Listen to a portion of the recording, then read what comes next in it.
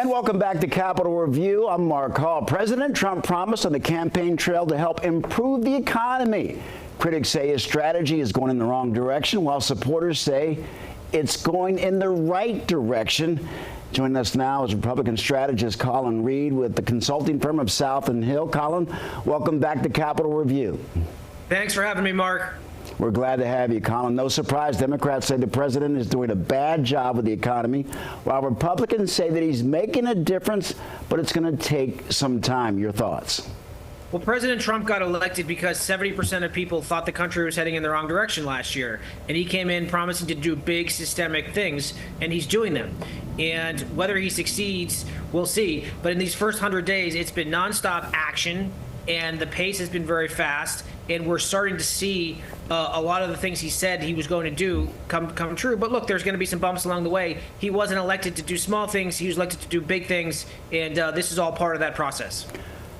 Colin, everyone talked about the price of eggs during the campaign season. The president promised to bring down the price of food. Is he keeping that promise?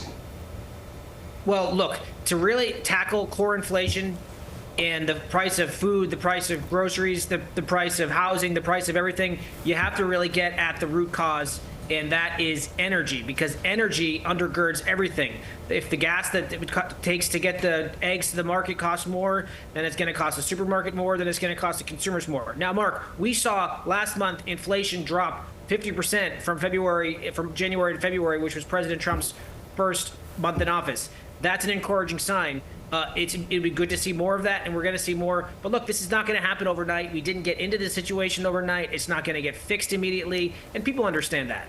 Well, Colin, let's talk about the trade war. The president citing that America has been taken advantage of for too long.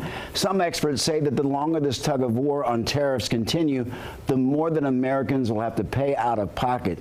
Is this a gamble by the president? Well, President Trump's been talking about tariffs going back to his days as a businessman in the 1980s.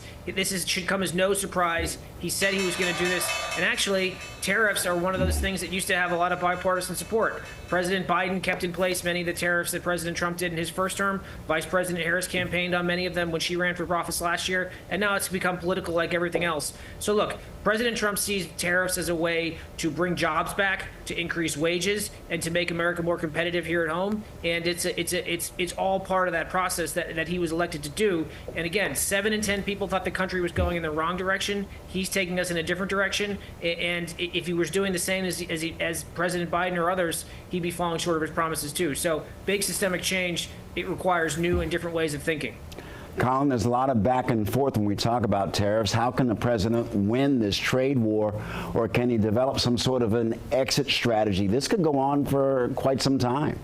Well, that's it, Mark. And the market you're seeing this week is reacting to the uncertainty out there, not knowing what's next. And that's why you're seeing these dips in the market. You're seeing the stocks fall. Not a great week to check your retirement account. But look, what the market really needs is to know what's next. One of the things that President Trump needs to do is outline the end game here, figure out where we're going. Another huge thing that he can do and members of Congress can do is extend those 2017 tax cuts that he passed in his first term, all of which expire at the end of the year without action. That would give a lot of businesses here some breathing room, understanding they're not going to face this gigantic tax increase next year. But stability, certainty, knowing what's coming next, that's what will start to ease these choppy waters. But again, big change requires some systemic movement along the way, and that's what we're seeing, and that's all part of the bigger process.